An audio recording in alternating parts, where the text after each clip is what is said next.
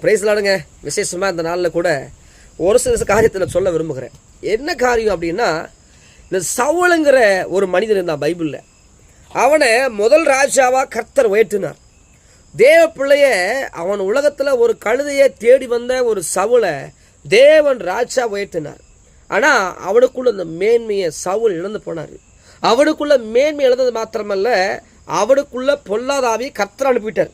ஆனால் இந்த தாவீது கர்த்தர் மேலே அவ்வளோ ஒரு பாசமாக இருந்தபடி மாத்திரமல்ல, சவுலை தேவன் தள்ளிவிட்டு தாவீதை தேவன் உயர்த்தினார்.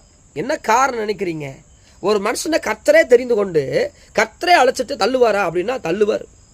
இன்னைக்கு ஊழியத்தில் கூட தேவனுடைய ஊழியத்தை அழைக்கப்பட்ட அநேக வாழ்க்கையில், தேவனை அழைக்கப்பட்டு கர்த்தரை அழைக்கப்பட்ட அநேகர் பாருங்க, பின்மாற்ற வாழ்க்கையில், ரகசிய பாவங்களில், பறைவிடங்களில் செய்கிற பாவத்தினால தேவன் தன்னை தள்ளி விட்டுறாரு, அவங்கள தள்ளி விடுறாரு.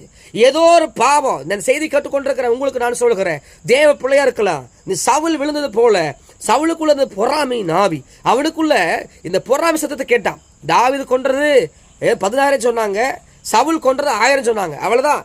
தாவீதுக்கு 10,000 கொடுத்துட்டாங்க, எனக்கு வெறும் 1000 கொடுத்துட்டாங்க. சவுலுக்குள்ள பொறாமை இருந்தது.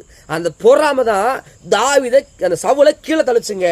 தேவ பிள்ளைகளை, இன்னைக்கு நிறைய தேவ பிள்ளைகளுக்கு, கிறிஸ்தவங்களுக்குள்ள பயங்கரமான பொறாமை.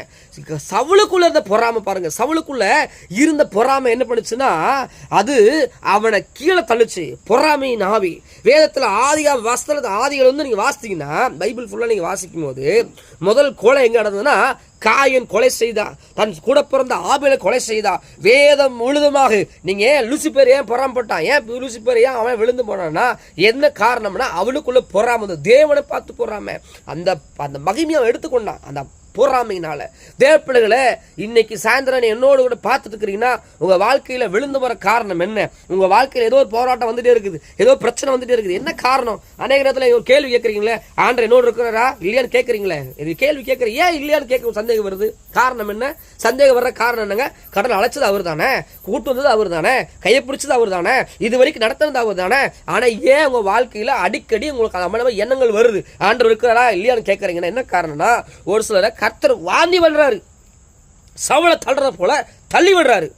சவுளுக்குள்ள இருந்த பொல்லாதாவிய கர்த்தர் அன்பது போல அநேகருக்குள்ள சமாதானம் இல்லாதபடி செய்யறாரு ஆண்டவர். ஏன்னா அவர் நேற்றும் இன்றும் மாறாதவருங்க, இயற்கைக்கு அப்பாற்பட்ட காரியம் செய்யறவருங்க. அவர் நீதி உள்ள நியாயாதிபதிங்க, நீதி உள்ள அவர் நியாயாதிபதிங்க. அதனால சொல்லுகிறேன், இந்த மாலையில என்ன சொல்ல வரேன்னா, இந்த பொறாமை நாவினால ஒரு மனிதன் விழுந்து போனா, அந்த சவுல் அவன் நிலைமை கடைசியில சாவு வரல, 2 சாவு ஒரு மனிதனுக்கு